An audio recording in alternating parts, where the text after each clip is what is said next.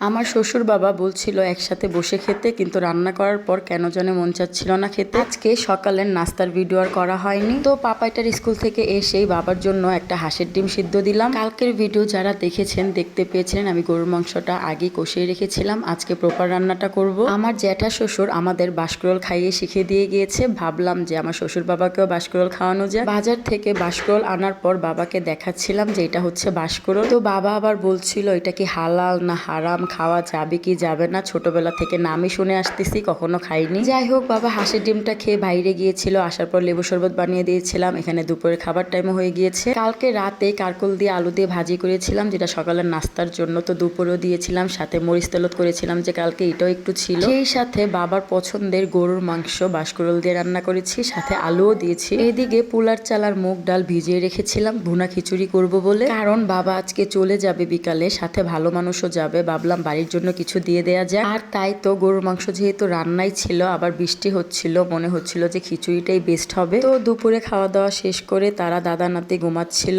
আমি আর ভালো মানুষ পরে খেয়েছিলাম। খাওয়া দাওয়া শেষ করে সাথে সাথে খিচুড়িও বসিয়ে দিয়েছি। এই তো দেখতে পাচ্ছেন মাংসের পিসগুলাকে আমি হাত দিয়ে ভেঙে নিয়েছি। এটা কিন্তু প্রপার ঝুরা মাংস না। ঝুরা মাংস হচ্ছে কুরবানির দিন অনেকগুলা গরুর মাংস রান্নার পর গরম, মানে অনেকবার গরম করার পর যে মাংসটা হয় সেটাকে আমরা ঝুরা মাংস বলি। সরি ফর ভুল ইনফরমেশন। সেটা হচ্ছে অনেকবার গরম করার পর মাংসটা যখন খুলে খুলে যায় ওইটাকে আমরা ঝুরা মাংস বলি। এই তো প্রায় আমার খিচুড়ি রান্না করা শেষ। লাস্টের দিয়ে কয়েকটা কাঁচামরিচ দিয়ে দিলাম। এখানে আমি প্রায় 1 কেজি পোলার চাল সাথে হাফ কেজি মুগের ডাল দিয়েছি। আমার আম্মুকে দেখতাম খিচুড়ি রান্না করলে খিচুড়ি মজার টিপস বলতো, সেটা হচ্ছে যে চালের অর্ধেক ডাল দিতে হয়, তাহলে নাকি খিচুড়ি মজা হয়।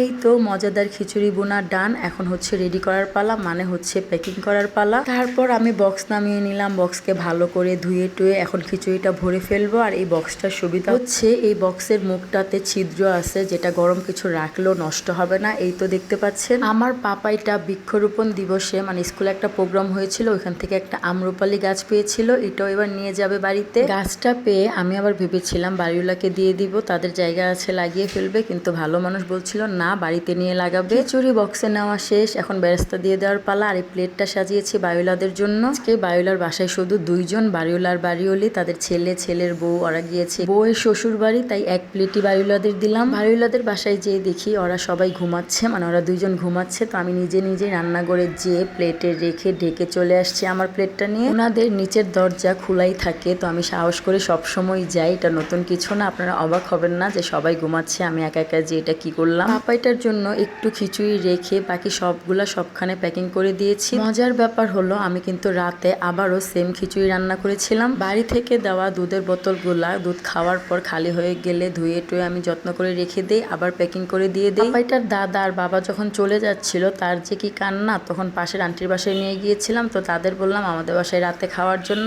আর তাই আবারও আমি খিচুড়ি রান্না করতে হয়েছে রাতে। পাশের বাসার 2 আন্টি আর একজনের মেয়ে আখি, দেখতেই পাচ্ছেন পাপাইটা আখির সাথে বসে কি মজা করে খাচ্ছিল, মাশাআল্লাহ। যদিও এই ভিডিওটার কথা আন্টিরাই আমাকে মনে করে দিয়েছে যে ভিডিও করো, কিন্তু তারাই আবার লজ্জাতে শেষ। সবাই ভালো থাকবেন, আল্লাহ হাফেজ, আসসালামু আলাইকুম।